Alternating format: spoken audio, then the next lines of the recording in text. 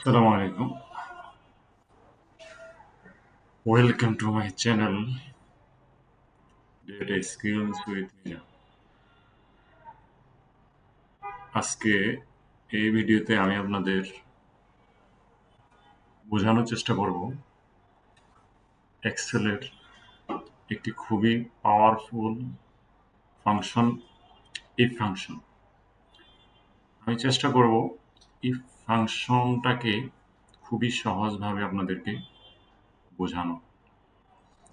তো আমরা যদি এখানে উপরে যে স্ক্রিনটা রয়েছে স্ক্রিন যদি আমরা লক্ষ্য করি, এখানে যদি আমরা ফর্মুলা বারের মধ্যে একটা ইফ ফাংশনের ফর্মুলাটা যদি আমরা টাইপ করি, খেয়াল রাখতে হবে যে কোনো ফর্মুলা শুরু হয় ইকুয়াল সাইন দিয়ে। তো আমি ইকুয়াল সাইন প্রেস করলাম, দেন ইফ আমি টাইপ করলাম ইফ। দেখেন এখানে লক্ষণীয় হলো যে আমি যখন ইফ টাইপ করলাম তখনই সাথে সাথে সে ইফ ফাংশনের যে কনটেক্সট, তার যে স্ট্রাকচারটা সে আমাদেরকে দেখাচ্ছে। স্ট্রাকচারের দিকে যদি আমরা লক্ষ্য করি, এখানে স্ট্রাকচারের মধ্যে কি লেখা আছে, ব্র্যাকেট শুরু, দেন লজিক্যাল টেস্ট, তারপরে কি আছে একটা কমা, দেন লেখা আছে value if true, then comma, then value if false, then bracket close. এটা হলো এই ফাংশনের স্ট্রাকচার। এখন আমি যদি বলি ইফ ফাংশন কি,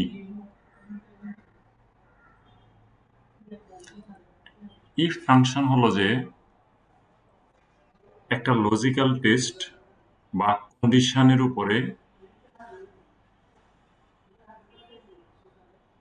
একটা রেজাল্ট শো করানো।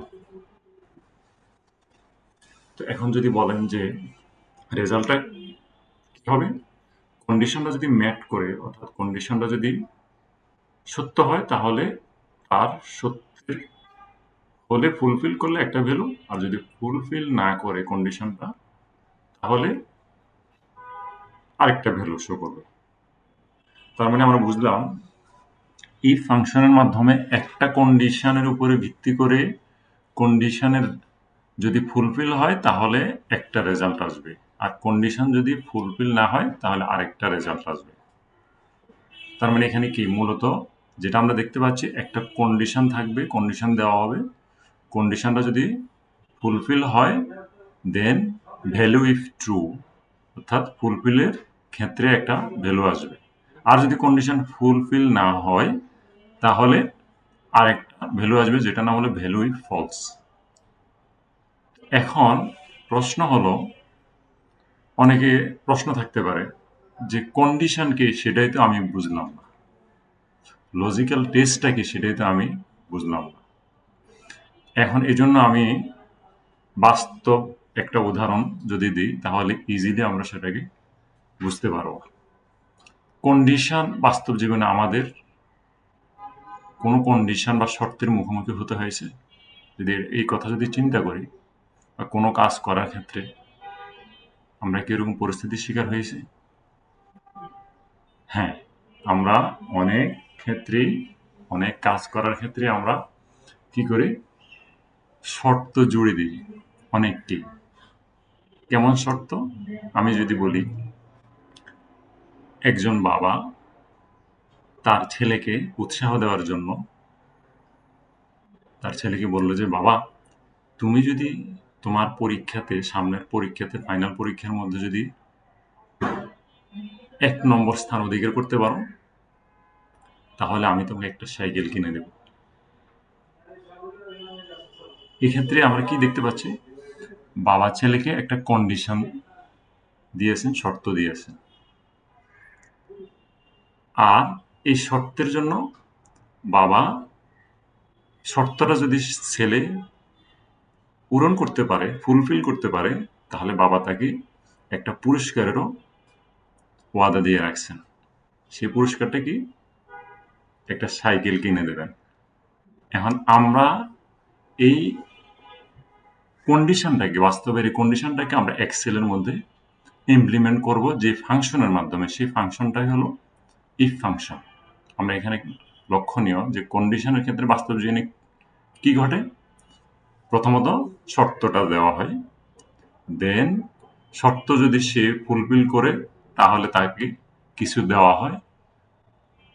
এই তো, শর্ত যদি দেওয়া হয়, কেউ কাউকে শর্ত দেয়, শর্তের এগেনস্টে সে কিছু দেওয়ার আশ্বাস দেয় অথবা কিছু করার কথা বলে। আর যদি শর্ত না পূরণ হয়, সেক্ষেত্রেও সে ওই জিনিসটা দেয় না বা ওই কাজটি করে না। ঠিক তদ্রুপ ছেলেকে যখন বাবা এখানে একটা কন্ডিশন দিলেন, কন্ডিশনের এগেনস্টে কন্ডিশন যদি ফুলফিল হয়, দেন ছেলেকে সাইকেল দেওয়া হবে। আর কন্ডিশন যদি, সে যদি প্রথম স্থান অধিকার না করতে পারে, তাহলে তাকে সাইকেল দেওয়া কি হবে? কি হবে না। তার মানে এখানে একটা হলো যে কন্ডিশনের এগেনস্টে ফলাফল কি দেওয়া হবে, এটা একটা ভ্যালু। এটার নাম হলো যে ভ্যালু ইফ ট্রু। এখানে ভ্যালু ইফ ট্রুর মধ্যে কি প্রথম কন্ডিশনটা ছিল, সে পরীক্ষায় কন্ডিশন, একটা কন্ডিশন তাকে দেওয়া হলো, যেটাকে আমরা এক্সেলের ভাষায় বলবো লজিক্যাল টেস্ট। লজিক্যাল টেস্টে কি ছিল? বাবা তাকে শর্ত দিয়েছিল যে তুমি পরীক্ষায় প্রথম স্থান অধিকার করতে হবে। এখন যদি সে প্রথম স্থান অধিকার করে, তাহলে তাকে কি দেওয়া হবে? একটা সাইকেল কিনে দেওয়া হবে। That means value if true হলো সাইকেল। আর যদি সে পরীক্ষা পাস না করে, তাহলে তাকে সাইকেল দেওয়া হবে না। এই যে হবে না, নো, সেটা হলো ভ্যালু ইফ ফলস। শর্ত ফুলফিল করলে সে সাইকেল পাবে, সেই সাইকেলটা আসবে ভ্যালু ইফ টু এর মধ্যে। আর শর্ত যদি ফুলফিল না করে, পরীক্ষা পাস না করতে পারে, তাহলে তাকে সাইকেল দেওয়া হবে না। সে না এর ভ্যালুটা আসবে ফলসের মধ্যে। That is all. এখন আমরা এক্সেলের মধ্যে এটা কিভাবে আমরা ঢুকাবো, এটা কিভাবে প্রবেশ করাবো, সেটা হলো মুখ্য বিষয় এখানে। তো এক্সেল তো মূলত এখানে, এক্সেল হলো একটা স্প্রেডশিট। এই যে এখানে স্প্রেডশিট আরো একটা ভাষা আছে। যেমন আমি যদি বলি এক্সেলের এই ফুল, এটা একটা শিট। এক্সেল ইউজার ইন্টারফেস, যেটাকে আমরা বলি যে এখানে আমরা কাজ করি, এখানের মধ্য থেকে বেসিক যে শিটটা, যেখানে আমাদেরকে কাজ করতে হয়, ডাটা ইনপুট দিই, ডাটা এডিট করি, ফরম্যাট করি, ঠিক আছে?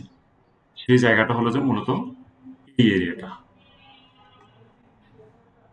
এই এরিয়াটার মধ্যে আমরা কাজ করি, এই এরিয়াটার মধ্যে। তো এই এরিয়াটা হলো কি, মূলত এ বি সি ডি যেগুলো দেখতে পাচ্ছি, এগুলো উপরে থেকে নিচে এক একটা কলাম। তারপরে এখানে ১, ২, ৩, ৪ এভাবে যে নাম্বারিং করে দেওয়া আছে, এটা ডান দিক থেকে বাম দিকে, এগুলো হলো এক একটা রো, কলাম এবং রো। এগুলার সমন্বয়ে এই শিটটা তৈরি। এটাকে বলা হয় স্প্রেডশিট ওয়ার্কিং এরিয়া, যেখানে আমরা কাজ করি। এবং এইখানে আমি আগেও বলেছি যে কলাম এবং রো, কলাম নিচের দিকে আসে, রো বাম থেকে ডান দিকে যায়। কলাম এবং রো যেখানে ইন্টারসেক্ট হয়, সেই ইন্টারসেকশন বিন্দুটাই হলো যে এক একটা সেল উৎপন্ন হয়, সেলের রেফারেন্স হয়। যেমন A1, A1 রো কলাম যখন ইন্টারসেক্ট হলো, এখানে এখানে হলো A1 হলো যে একটা সেলের রেফারেন্স। আমি যদি বলি এই যে আমি এখানে কার্সর রাখলাম, এটার একটা সেল, এটা রেফারেন্স কি, এই নেম বক্সের মধ্যে শো করতেছে A1, এটা হলো সেলের পরিচয়, সেলের আইডেন্টিটি, সেলের নাম A1। আমি যদি কার্সর এখানে রাখি, এখানে এই একটা সেল, এই সেলের পরিচয় কি, I11, অর্থাৎ আই কলামের 11 রো, আই কলাম এবং 11 রো ইন্টারসেক্ট যেখানে হয়েছে, এটা হলো এই সেলের পরিচয় I11। 11 এইভাবে প্রত্যেকটা সেলের পরিচয় নেম বক্সের মধ্যে শো করতেছে। এখন আমরা এই সেলগুলোর মধ্যে ডাটা এন্ট্রি দেব, আইদার সেটা ফর্মুলা হবে, কোনো ম্যানুয়াল ডেটা হবে, টেক্সট হবে অথবা নাম্বার হবে। এই কাজগুলো আমরা এখানে করব। তো এখন মূলত আমরা ইফ ফাংশন নিয়ে কথা বলতেছি। এখন ইফ ফাংশন আমরা এখানে ইনপুট দিব। তাহলে আমরা বাস্তবের যে একটা কন্ডিশনকে ইফ ফাংশনের মাধ্যমে এখানে আমরা কিভাবে ইমপ্লিমেন্ট করব সেটা আমরা এখন দেখব। তো এখন আমরা এই সেলের মধ্যে সাপোজ যে স্টুডেন্টকে তার বাবা একটা কন্ডিশন দিয়েছিল, তার নাম হলো ধরুন আব্দুল্লাহ। তার বাবা তাকে কন্ডিশন দিয়েছিল যে সে যদি পরীক্ষায় প্রথম হয় তাহলে তাকে একটা সাইকেল কিনে দেওয়া হবে। তো ধরলাম রেজাল্টে প্রথম স্থান অধিকার করতে হবে। এখন দেখা গেল যে পরীক্ষা আসলো, ছেলে যথারীতি খুব গুরুত্বের সাথে আগ্রহের সাথে পরীক্ষা দিল। দেওয়ার পরে দেখা গেল যে পরীক্ষার মধ্যে সে প্রথম স্থান অধিকার করে ফেলল। তারপর সে বাড়িতে এসে তার মাকে বলল, মা আমি কিন্তু পরীক্ষার মধ্যে প্রথম হয়েছি। মা তো বললেন যে তাই নাকি, অনেক খুশি। তারপর মা খুব উৎসাহ দিলেন, বাহবা দিলেন। কিছুক্ষণ পর ছেলে মাকে বলল, মা বাবা কিন্তু আমাকে বলেছিলেন আমি যদি পরীক্ষায় প্রথম স্থান অধিকার করি আমাকে একটা সাইকেল কিনে দেবেন। তা আমাকে কিন্তু সাইকেল কিনে দিতে হবে, আমাকে দেবে কিনা?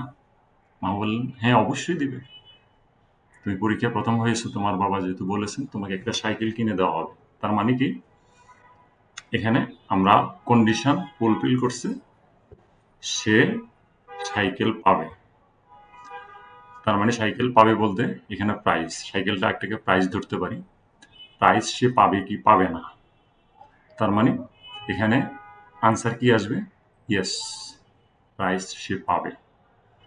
তাহলে এটাকে আমরা ইফ কন্ডিশনের মাধ্যমে কিভাবে বাস্তবায়ন করব সেটাই আমরা দেখব।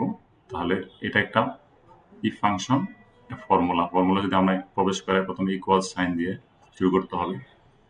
ইফ লিখব, ইফ লেখার সাথে সাথে এখানে সে সাজেস্ট করবে ইফ, এখানে ক্লিক করলে ডাবল করলে ফাংশনের মধ্যে প্রথম ব্র্যাকেট দিয়ে ফাংশনটা শুরু হবে।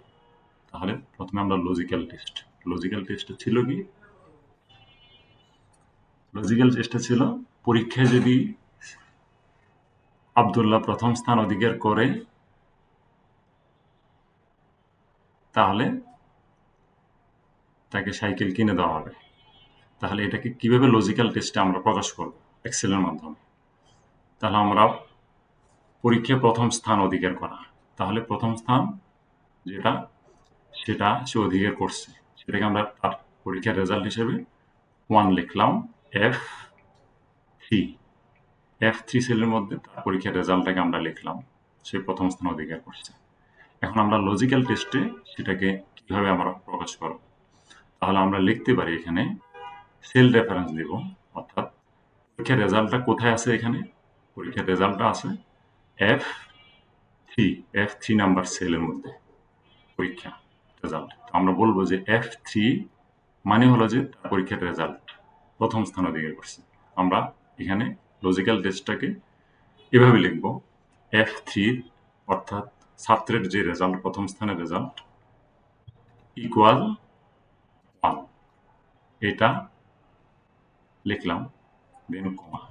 আমি এখানে লেখার সাথে সাথে এখানে কালার হয়ে যাচ্ছে, এটা বোল্ড কালার। এটা হলো লজিক্যাল টেস্ট। এই লজিক্যাল টেস্ট আমি প্রকাশ করলাম কি, ইফ ব্র্যাকেট শুরু F3 মানে হলো যে ছাত্রের রেজাল্ট F3 ইকুয়াল 1, অর্থাৎ F3 দ্যাট মিনস F3 সেলের মধ্যে যে ভ্যালুটা আছে কি আছে, 1 ইকুয়াল 1। আমি এখানে তাকে বললাম F3 ইকুয়াল 1, F3 যদি 1 হয় অর্থাৎ পাস করে, সে প্রথম স্থান অধিকার করছে, যে জন্য 1 আমরা অলরেডি রেজাল্ট লিখে দিয়েছি। এখন আমরা এটা লজিক্যাল টেস্টের ভাষায় প্রকাশ করলাম। তাহলে ইফ f3 ইকুয়াল টু 1, আসলে কি f3 equal to 1? Yes, f3 এর মান 1 আর ইকুয়াল 1, মানে এটা সত্য। f3 ইকুয়াল 1 এটা সত্য। লজিক্যাল টেস্ট কন্ডিশন শর্তটা সত্য হয়েছে এখানে। সত্য হওয়ার পরে এখন প্রশ্ন হলো যে আমাদেরকে কমা দেওয়ার পরে কি দেওয়া লাগবে? Value if true. Value if true হলো কি? ছাত্র আব্দুল্লাহ প্রাইজ কি পাবে? আনসার হলো, ভ্যালু হলো ইয়েস। এখন আমি যদি বলি ইয়েস, এটা একটা টেক্সট। এক্সেল টেক্সটকে চেনার জন্য অবশ্যই ডাবল ইনভার্টেড কমার ভিতর দিয়ে এটাকে এক্সেলের ফর্মুলার মধ্যে প্রবেশ করা দেওয়া। তাহলে আমরা ডাবল ইনভার্টেড কমা ভিতরে লিখব ইয়েস, YES, ইয়েস। তার মানে লজিক্যাল টেস্ট যদি সত্য হয় তাহলে সত্যের ভিত্তিতে যে ভ্যালুটা আসবে সেটা হলো ইয়েস। এখানে আমরা লিখে দিলাম লজিক্যাল টেস্টটা সত্য হলে ইয়েস, আর যদি লজিক্যাল টেস্টটা সত্য না হয় তাহলে কি আসবে এখানে? তাহলে এখানে আমরা লিখে দেব, যেমন সে যদি পাস না করতো তাহলে তাকে কি প্রাইজটা দেওয়া হইতো? না। তাহলে সেটাও আমরা এখানে লিখে দেব, সেটাও আনসার হবে নো। নো একটা ক্যারেক্টার, NO ক্যারেক্টারকে চিনাইতে হলে ফর্মুলার ভাষায় তাকে ডাবল ইনভার্টেড কমার ভিতরে লিখতে হবে। আমরা লিখলাম নো। তাহলে ফাংশনে কি সাজেস্ট করতেছে? ভ্যালু ইফ ফলস, আমরা সেটাকে প্রবেশ করালাম। এখন ব্র্যাকেট ক্লোজ, ক্লোজ ব্র্যাকেট দিয়ে দেব।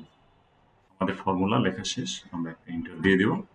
এখন এখানে রেজাল্ট চলে আসছে, আমরা দেখতে পাচ্ছি এখানে ইয়েস।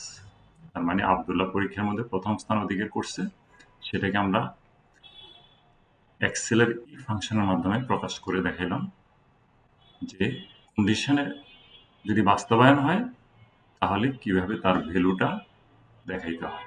এখানে একটা কন্ডিশন দেওয়া হলো, কন্ডিশন যদি ফুলফিল করে তাহলে তার ভ্যালু, আর যদি না ফুলফিল করে তাহলে কি ভ্যালু হবে সেটা।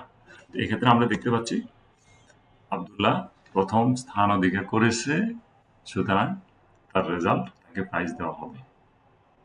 এখন যদি সে প্রথম স্থান অধিকার না করত তাহলে কি আসতো? এখানে নো আসতো। সাপোজ সে প্রথম স্থান অধিকার না করে যদি 2 পাইতো, দ্বিতীয় স্থান অধিকার করতো, এখানে যদি দ্বিতীয় স্থান অধিকার করতো তাহলে সে রেজাল্ট আসতো, তাকে তাকে কি প্রাইজ দেওয়া হতো? প্রাইজ দেওয়া হতো। তাহলে এটা ইজিলি আমরা শর্তের উপরে, কন্ডিশনের উপরে ভিত্তি করে কিভাবে দুইটা রেজাল্ট শো করতে হয় সেটা ইজিলি আমরা এই ফাংশনের মধ্যে বাস্তবায়ন করে দেখাবো। তো আশা করি আপনাদের ভিডিওটি যদি ভালো লাগে তাহলে অবশ্যই কমেন্ট করে আপনাদের মূল্যবান মতামত জানাবেন। এই ধরনের আরও এক্সেলের ফাংশন সংক্রান্ত ভিডিও পেতে আমার চ্যানেলটিকে সাবস্ক্রাইব করে পাশে থাকবেন এবং অন্যকে শেয়ার করা দেখার সুযোগ করে দেবেন। আসসালামু আলাইকুম ওয়া রাহমাতুল্লাহ।